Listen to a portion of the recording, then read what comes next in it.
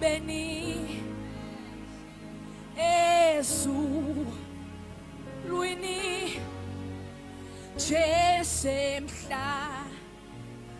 Beni nasemazulwini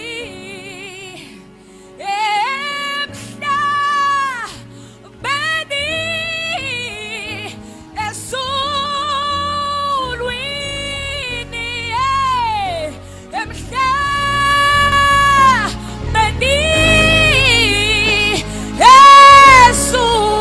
ezulwini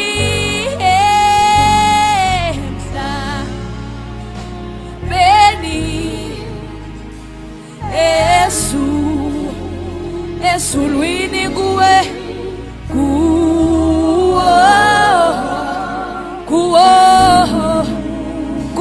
mkhulu halabashikana maya shena namakhosantela baba basiyene urabando shantela baba basiyeke ulanamando shaya labasaya kenda basika labasi shentana namaya rende kepeila babasa urabando shaya labasi ila baba doka dabasaina kiando senkepeila shikata paila labasa shepra padashika shina na madoka labasa sheyanda na labasia ushatona maya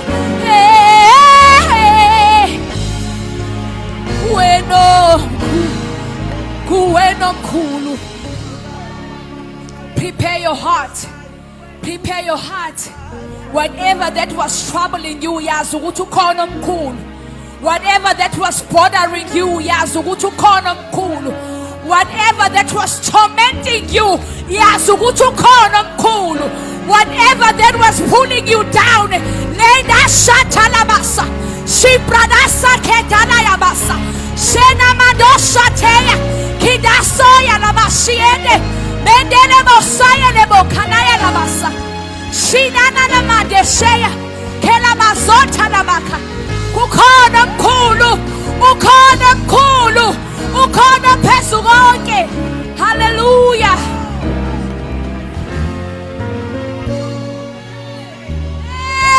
Jesus, Jesus, Jesus. Wozanigi mina nonke nkhathalele ngisidwayo ngiyakuniphuza ungayithwaleli sheyina namakhaphayila khana namasaya ukhona omkhulu ukhona omkhulu shikhalaba ikhona inyanga enkulu khela basa ikhona likhabra ikhona bulldozer khela basiyendele bosa shikanaila basa keya basendele bosa ukhona mkhulu ukhona mkhulu hey khaya basa ukhona mkhulu ukhona phezu konke hey ya khaya sa sheyila baba babaso ukhona mkhulu.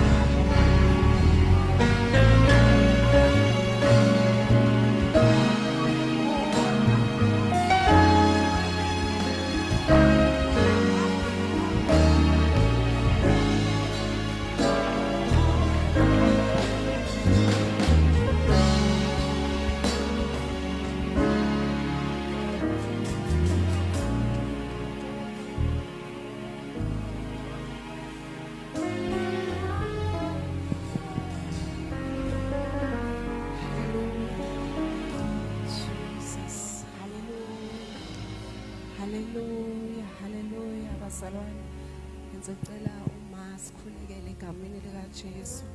Thank you Jesus.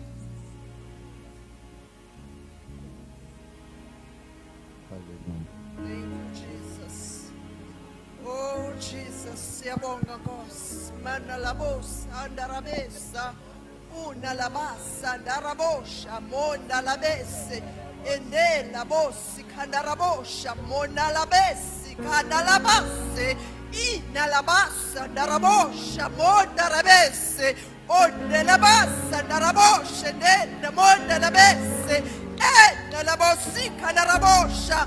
Mondarabosa nalabeshe ekendarabose enelabose narabosha mondalabese enelabase naraboshe nelabose enelabosha mondalabese enelabosha mokomondarabesa unalabasa narabosha mekemandarabese enabondarabesi kandarabosha mokomondelabesi Nalaboshe, make a bon de rebesse, and the rebesse, Nalaboshe, Cabonderabose, in Nalabose, make a Nalaboshe, Nalabasa, Anarabesse, Mendarabosha, Mosa, Nalabasha, Narabasa, Yekanalabosha.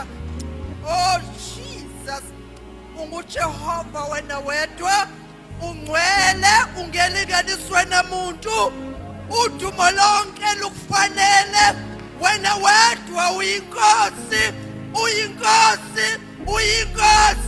umuhle ungothembekile mana njalo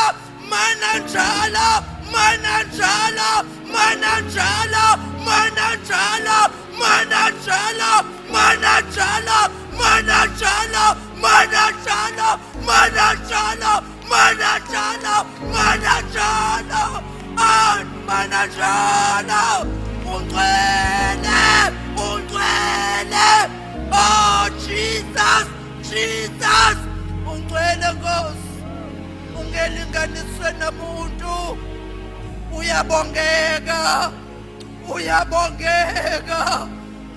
umuhle Nkosi.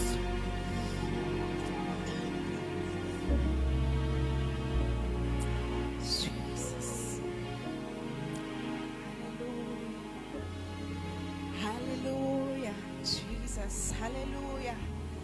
Jesus, hallelujah, hallelujah. Thank you, Jesus. Hallelujah. Bazalwane, ngiyabingelela egameni lika Jesu. Siyabonga bazalwane, uNkulunkulu asisukumele kangaka. Abe phakathi kwethu kangaka egameni lika Jesu. Amen. Ngase ngithi ngiphunyukileke. Ngalela sikhathi ngize ngime la phambili ngangithi nje yes ngaphelelwe icala. Hallelujah bazalwane. Kanti uNkulunkulu uyazi ukuthi hey shame sisazojabula bo. Cabanga ukuthi okugcina. Hallelujah bazalwane. Ngizocela sivule amabhayibheli ethu ku Deuteronomy 6 egameni lika Jesu. Mina itopic yami engizokhuluma ngayo mina ithi why Christ alone. Hallelujah bazalwane. Bayeza nabanye ozakwethu egameni lika Jesu. Mina ngizothi nje why Christ alone egameni lika Jesu. Amen. Ngizocela bandla uma sivule asifundele egameni lika Jesu. Amen. Deuteronomy 6 from verse 4 to 5 egameni lika Jesu. Thank you Jesus. Kwabangangazi nguSinewa kaGobe egameni lika Jesu. Umntwana kaNkulunkulu sindisiwe egameni lika Jesu. Amen. Thank you Jesus.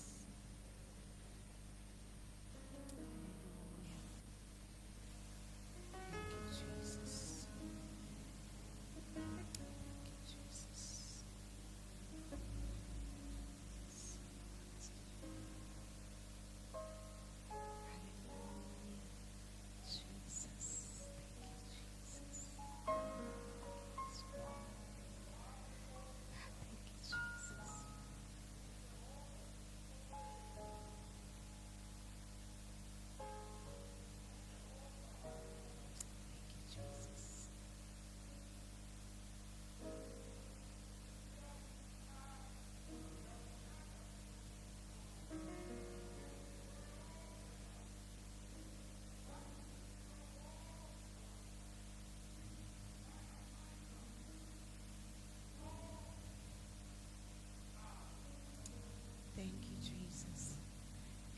bazalwane, siyabonga egameni likaJesu Baba, uma ngathi sa-intercede lapha egameni likaJesu. Amen. La namhlanje bazalwane sizofundisana about ukuthi why kumele ukuthi ukhonze uNkulunkulu yedwa. Hallelujah. Kungabi khona lutho olumixayo naye egameni likaJesu. Amen. Ngizwe nje isisho abajwayele ukusisho sithi uNkulunkulu sizwe isizayo. Hallelujah bazalwane. La uthi uNkulunkulu othanda mina ngenhliziyo yakho yonke nangengqondo yakho nangakho konke kwakho. Hallelujah bazalwane. It's very important ke bazalwane ukuthi imiyalo kaNkulunkulu siyibambe ebese sigijima nayo. Hallelujah. Sizoyitshela ukuthi uNkulunkulu akasebenzi noma uNkulunkulu into eyakudala noma uNkulunkulu wayenza izinto ama miracles ngezikhathi zakudala bazalwane, kanti thina esimixa izinto noNkulunkulu egameni likaJesu akazokwazi kufana nokuthi wena uphuca uNkulunkulu amandla akhe ukuthi asebenze egameni likaJesu. Amen. Imiyalo is to protect you egameni likaJesu. Amen. Idalelwe ukuthi wena uprotecteke. Hallelujah. Kukhona la ngemuva kulokhuzana ku Romans la ekutshela asho khona uNkulunkulu ukuthi if umuntu okhonza izinto ezimbili. Hallelujah bazalwane. uRomans 6 asezofunda egameni likaJesu verse 16 ukuthi uSathane naye uzongena la wena uthi utshela ukuthi ubalansisile uyamsiza uNkulunkulu, uzongena akwenza isigqila sakhe. Hallelujah bazalwane. That is why ethi uNkulunkulu khetha yena yedwa ngoba kuyena if uyezwa nje uthi lakhe ijoka lilula. Hallelujah. It's not even the same as ubugqila baSathane. uSathane akanqeni ukuthi hamba ohlaba uwenza umsebenzi egameni likaJesu. Mase uwenzile azi kahle ukuthi awunayo imali uyipatanisa imali uyihlanganisa uwenze lo msebenzi kudlila iviki elilodwa kuthiwa lo msebenzi awuzange wenzeke awuzange uphumelele egameni likaJesu. Angithi uyabona ukuthi akanayo humility akanayo inhliziyo enhle lo muntu lo njalo egameni likaJesu. Ufuna kahle wena ukugqilaza egameni likaJesu. Akanandaba ukuthi ukhiphe kuleyo gcina wenza leyo nto only to find ukuthi ayizange yenzeke leyo nto egameni likaJesu. So it's very important ukuthi uyilandele imiyalelo yaNkulunkulu ngoba uNkulunkulu yena okudalile. Kufana nokuthi mengabe ngikhuluma ngokuprotecta, kufana nomzali wakho umuntu omusha egameni likaJesu. Umzali wakho uzothi buya ngo6 and wena uzobona engazuthi yini akutshele imithetho eminingi.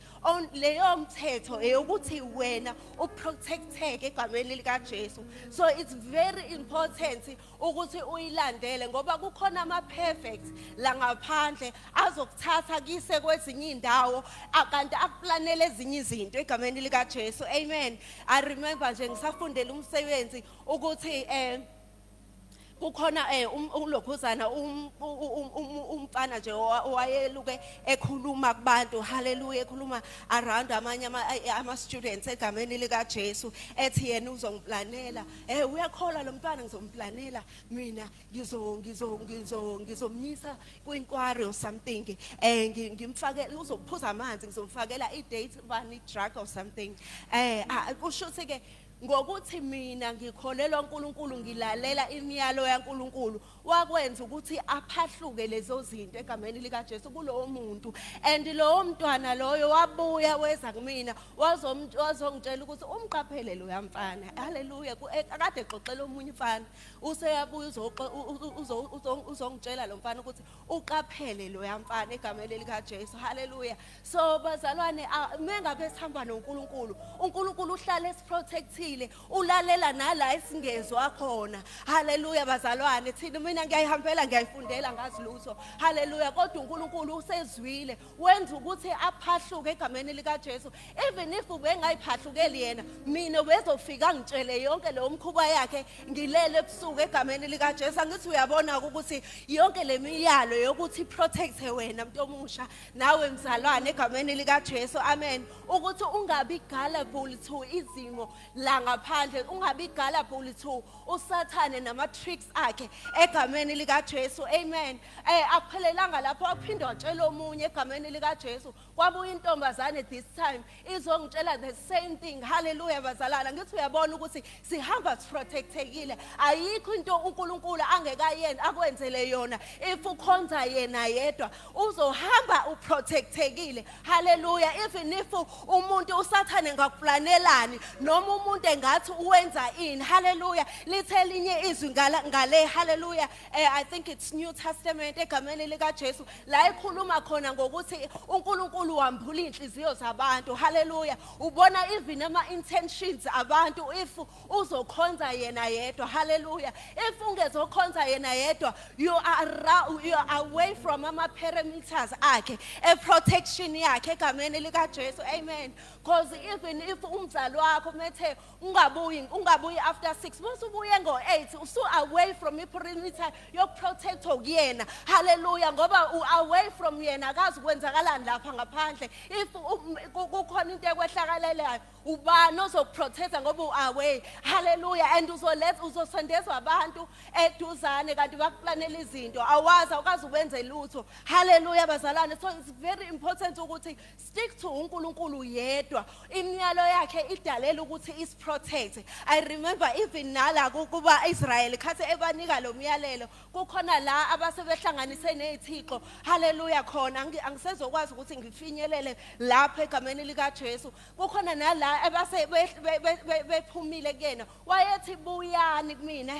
Hallelujah bazalwane. Ngoba base bephumile kwi-perimeter yakhe ye-protection yakhe egameni likaJesu. So kubalekile bazalwane. It's very imperative. As umzalwane mengabe uhamba uzohamba nje ukhululekile ngempela futhi ungakhathazwe ilutho ungasabi lutho ngoba uyazi ukuthi uNkulunkulu ukuprotectile and akukho umuntu azokwazi ukukenza yona. Hallelujah. I remember even ngifika le yombiko kumina ngazi vele ngahleka. Hallelujah. Ngoba ngicabanga into eyodwa yokuthi mina ngihamba ngaphansi kwemiyalo yaNkulunkulu ukuze ngikwazi ukufinyelela la ethi ngizofinyelela khona. Kufanele ngiphule imiyalo eminingi einhlobonhlobo ukuze ngize ngifike lapha. Hallelujah bazalwane. So naka nalezo zinto bazalwane waqala waphula umyalo owodwa azi ukuthi usuyaphula eminingi uyafika lapha kwisitha egameni likaJesu bazalwane. Yilokho nje kade ngikuphethe namhlanje ukuthi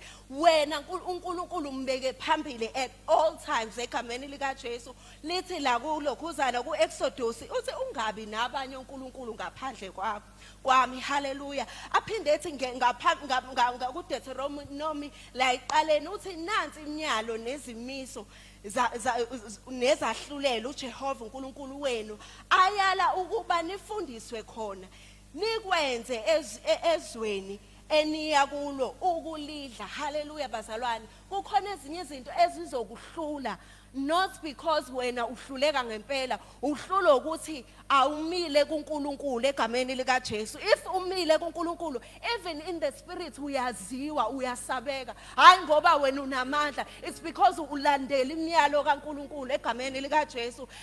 Hallelujah bazalwane. Lithi iBhayibheli la kuMatthew 5 verse 19 lithi umuntu ongayinaki imiyalo kaNkulunkulu uzothathwa njengomncinyane. Hallelujah bazalwane. So it's very important ukuthi unake umyalo kaNkulunkulu ngoba in the kingdom of the Lord when uzobukeka njengomncane even in the realm of the spirit amadimoni ayakwazi ukuthi wena ummese ongasiki. Hallelujah bazalwane. Ngoba wena umixa izinto uhlanganisile yonke into and uNkulunkulu akakhona ukuprotecta akakwazi ngisho ukukhuluma nawe ngoba manje uhlanganise everything egameni likaJesu. uNkulunkulu ufuna ukhonze yena yedwa ukuze ungabi gullible to ezinye izinto usathana azokuhlanganisa ngazo azokutshela zona egameni likaJesu. Ufuna ukuthi ume ukuthi mawuqhamuka amadimoni abaleke kuthi mengabe ama-plans asathana avela revealeke egameni likaJesu egameni likaJesu. Amen. So it's very important bazalwane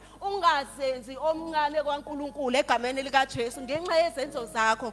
Why God alone egameni likaJesu? It's because uNkulunkulu uthando lwakhe luanele wena awudingi omunye umuntu awudingi enye into egameni likaJesu. Uyakwazi ukudingayo awudingi ukuthi uzusondele kwezinye izinto uvula amanye ama-altars ngenxa yokuthi wena ubona izinto ezingenzeki. uNkulunkulu ukhonela ukuthi wena akukwakhe akubuilde aze akunike ngisho kusenhlizweni yakho egameni likaJesu. Amen.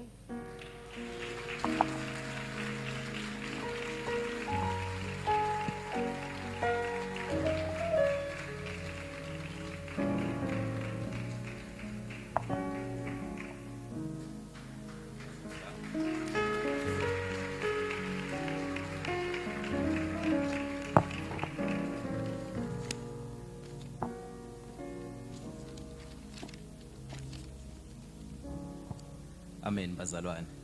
Ngithanda ukubingelela umkhulu nogogo Nkwenyana, leadership yebandla yonke kanye nabazalwane bonke egameni lenkosi yethu Jesu Kristu. Amen. Amen bazalwane. Igama lami Bandile Mbutho umntana kaNkulunkulu osindisiwe. Amen bazalwane. Namhlanje bazalwane ngizoshare ngo topic number 2 othi standing firm through storms. Amen bazalwane. Amen bazalwane. Bazalwane, one of our biggest mistakes as Christians bazalwane ukuthi sicabanga ukuthi ngoba sesigcotshiwe ngegazi likaJesu, sicabanga ukuthi ngoba sesisindisiwe ukuthi inkinga zomhlaba ziyasidlula bazalwane. Kanti akunjalo bazalwane. The moment uwamkela uJesu njengenkosi nangomsindisi bazalwane, uSathane uyadina. Which means inkinga ziza 100 times bazalwane. Inkinga ziza ziningi bazalwane. But this time noma ngikwenzeka inkinga bazalwane, noma ngenzakalana, umehluko uwodwa ukuthi uyazi ukuthi uyokhala kuba. Amen bazalwane. Uyazi ukuthi ukhona uJesu njengenkosi nangomsindisi bazalwane. Amen. Siyazi ukuthi though we may walk through the valley of the shadow of death, we shall fear no evil because God is with us. God is a good God. Amen bazalwane. Hallelujah. Amen. Bazalwane bengicela sibheke i-biblical meaning of standing firm through storms bazalwane. Amen.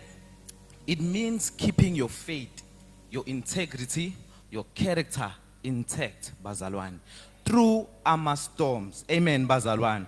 Because uzowenza lokho, it shifts your focus from the chaos to the character of God. Amen bazalwane.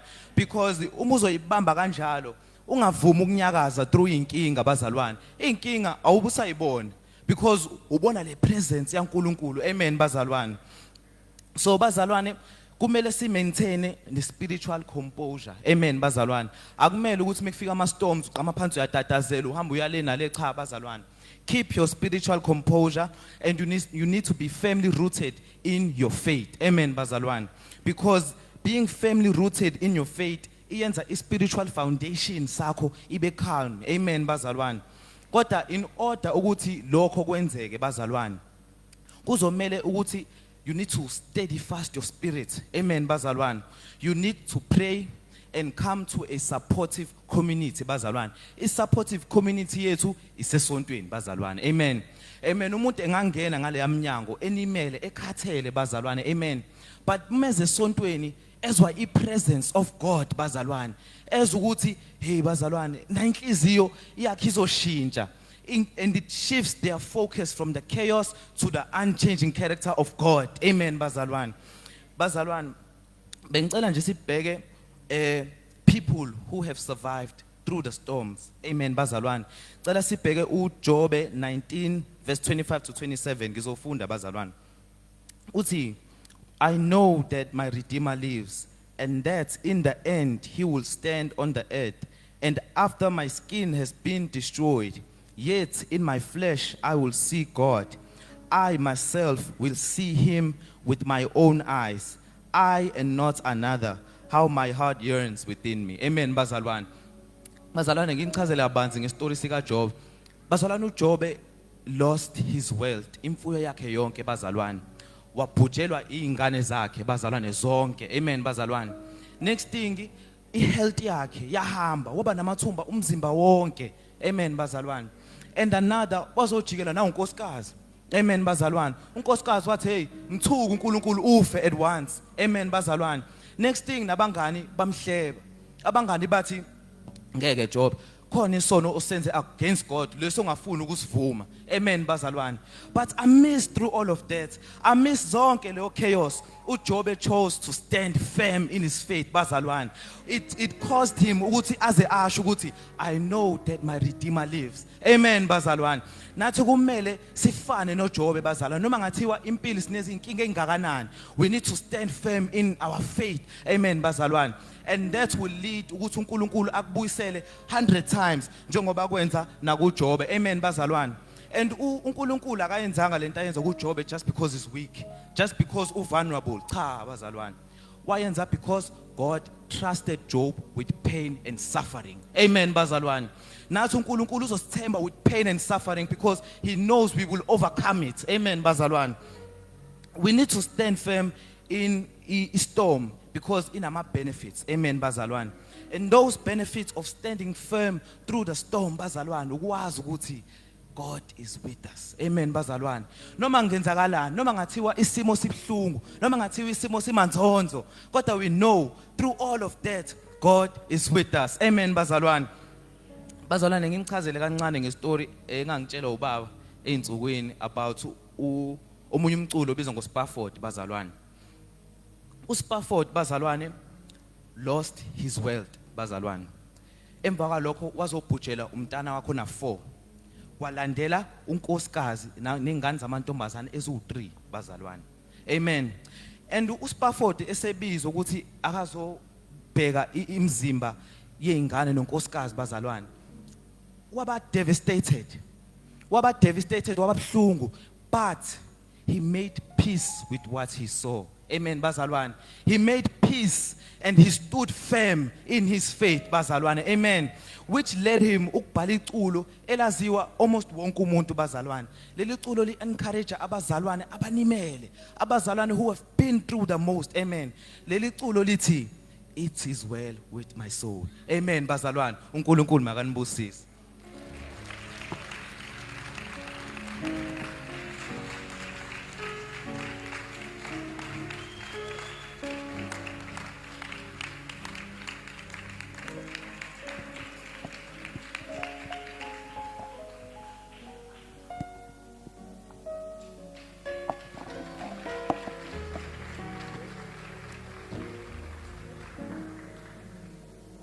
Hallelujah bazalwane. Hallelujah bazalwane. Awu bazalwane ngithe hallelujah bazalwane. Ukubeke kuyangivuma ukucula nje ngizosho umcowodwa ke ngoba ke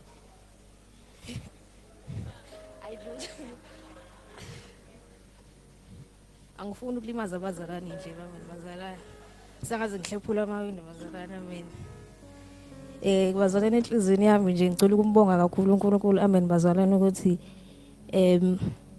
ukuthi kunezinto sibuye sithathe kancane zabazalwane amen ukuthi ngiyabuka nje ngihlela ukuthi siyakhonza kumnandi kodwa kwamanye amazwe people are not allowed to fellowship amen bazalwane.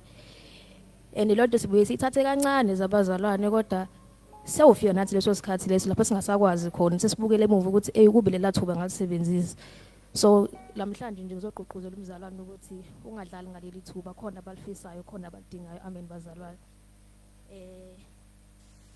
Isihloko mina engizokhuluma ngaso sithi build on Christ, growing in Christ amen bazalwane. Kwakulesihlanu ngikhathalele ngibuyele emakhaya ngilele embhedeni ngithi sengiyazumeka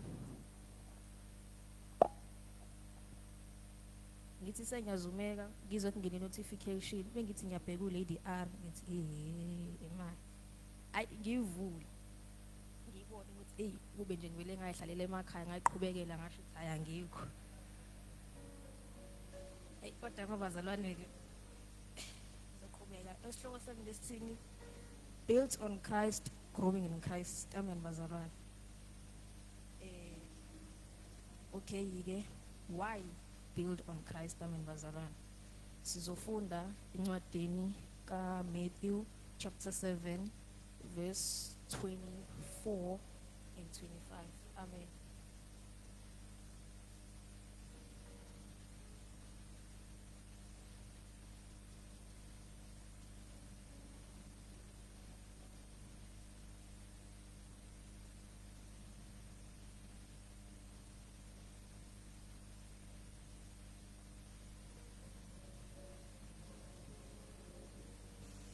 Amen bazalwane, ngicela uzokufundela nje ngesizulu bese nami ngizofunda ngesingisi. Amen.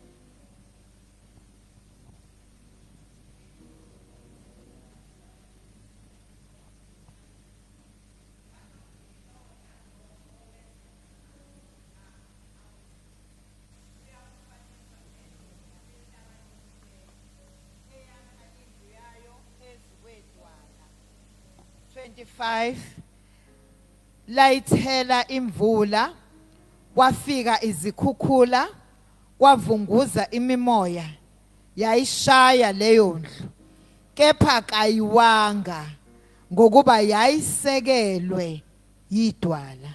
Amen. Amen bazalwane. So into engifuna ukuthi siyithathe la ukuthi kulabazalwane abawu2 owakhile edwaleni longakhile edwaleni ukuthi bobawu2 izinto ziyabashaya. Amen bazalwane. Suke sekulala ukuthi ke wena ke wakhephi. Amen bazalwane. Kukhona le thina ke ama2K khona le story sojule ukufundelwa sona sabancane lesi sama 3 pigs and the wolves. Amen bazalwane. Siyasazi kongasazi ke kodwa ke abazalwane ngifune ngibaxoxele istory. Okay ke kushuthi ke bazalwane ke kwakube ingulube ezu3. Amen bazalwane. Abazali bathi ke hambani niyokwakha. Enye yathatha enye yakha ngeyitraw manje lenye yakha ngani amatshe ngani utshani, enye yakha ngewood, enye yakha ngeyitin. Amen bazalwane.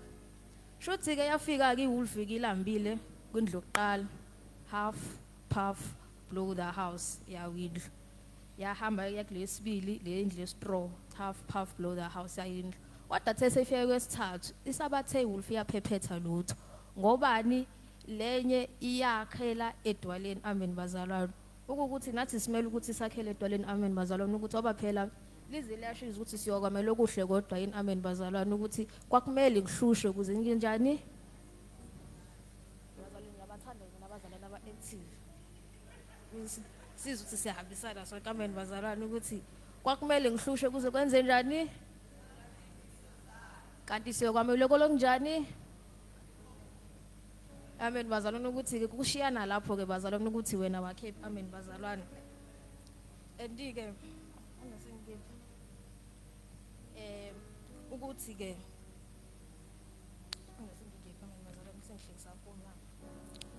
okay ukuthi building on Christ is listening and doing his word. Amen bazalwane. Ukhona le ukuthi bazalwane ngikho ukuthi ekhumbuleni incwadi otivesi suke ngilazi elithi ukudla kwami ukwenza intando yakhe. Amen bazalwane. Ukuthi nathi simele ukuyenza intando lapho khona suke sakha khona yena. Amen bazalwane. Icela sifunde uColossians chapter 6 verse 7. Amen bazalwane.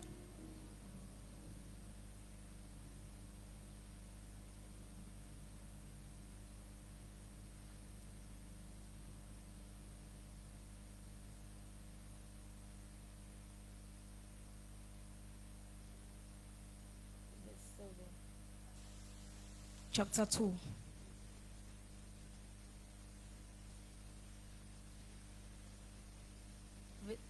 Colossians chapter 2 verse 6 and 7. Amen.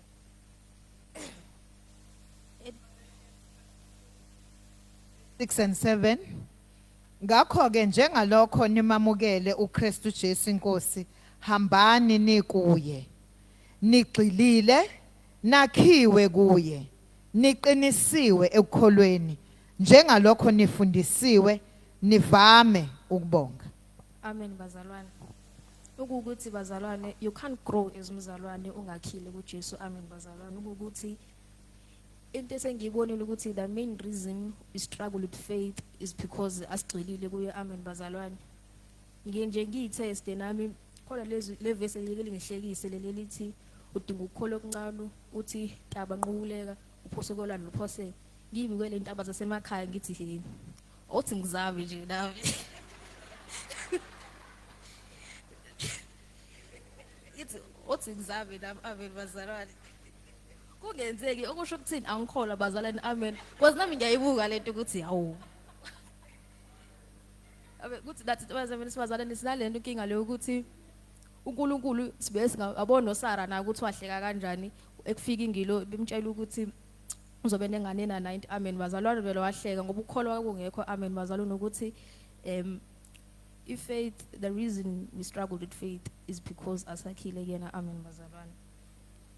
Sengivala ke manje bazalwane ngicela ukuthi sifunde uJohn chapter 15 verse 4 and 5. Amen bazalwane.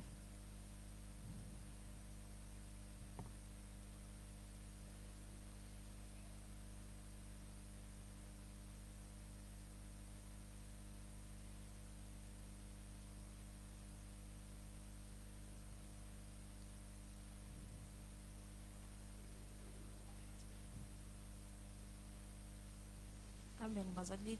Remain in me and I will remain in you. Amen bazalwane. Lithini? Remain in me and I will remain in you.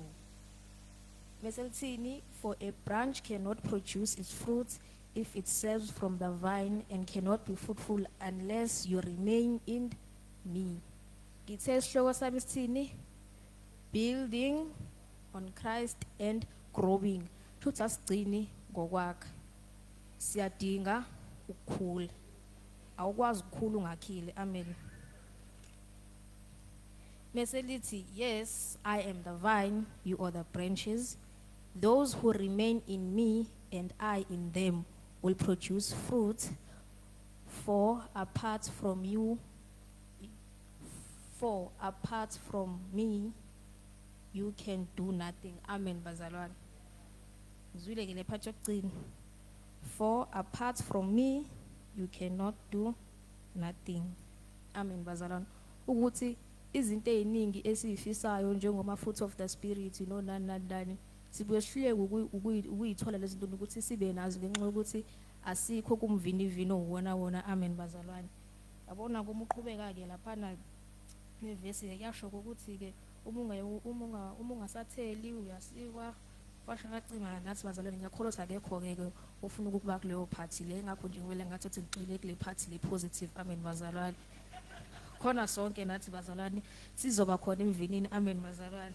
Ukuthi the main reason into ebisabazalwane abaningi. Amen bazalwane ukuthi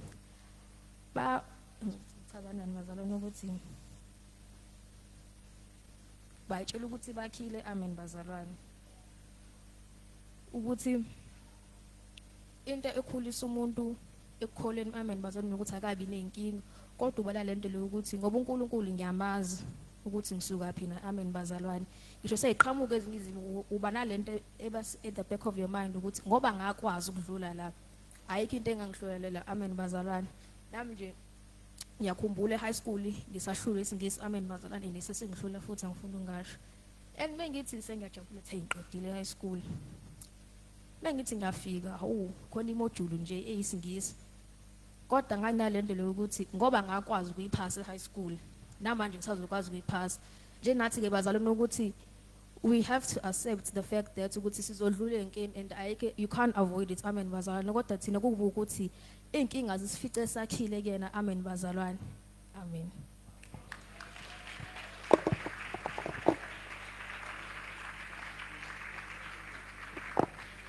Hallelujah. Asibashayile izandla bazalwane engconywana kunalezo. Glory to Jesus. Hallelujah.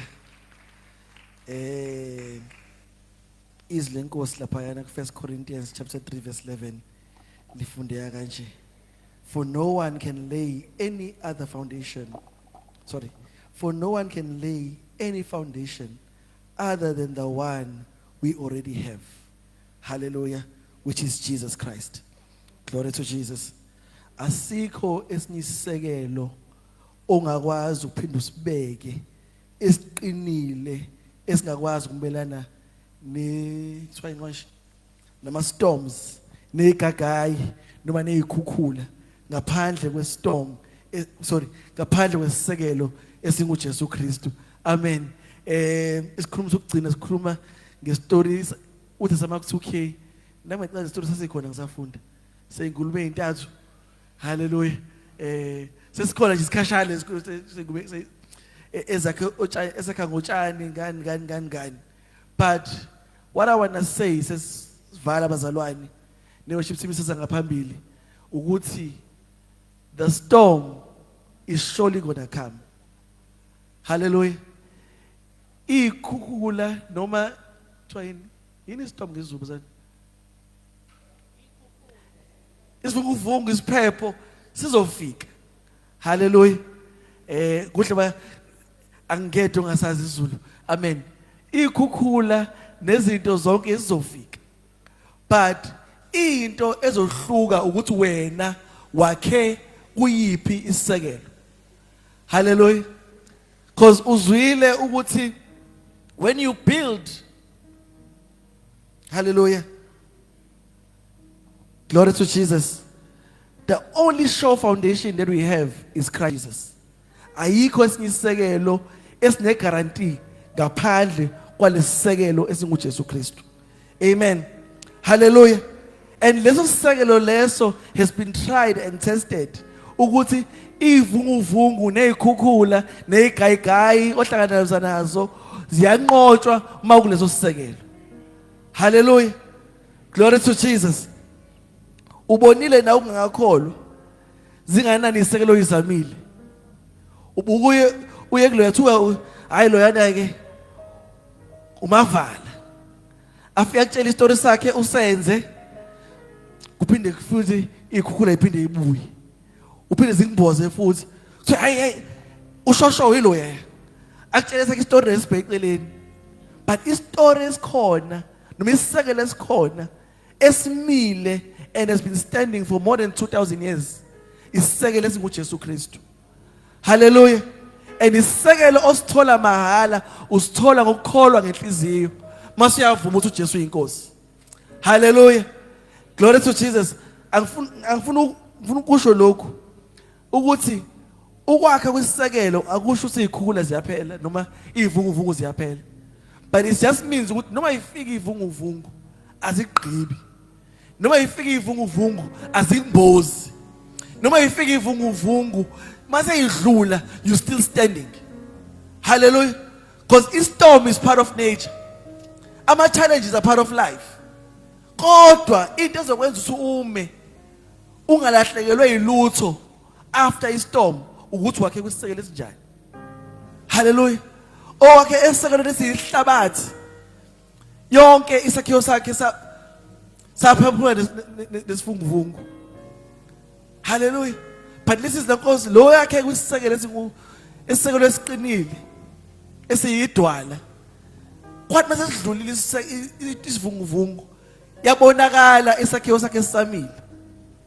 Hallelujah. Sesikhuleka ngiyafisa ukuthi ngilivule lethuba bazalwane. Hallelujah.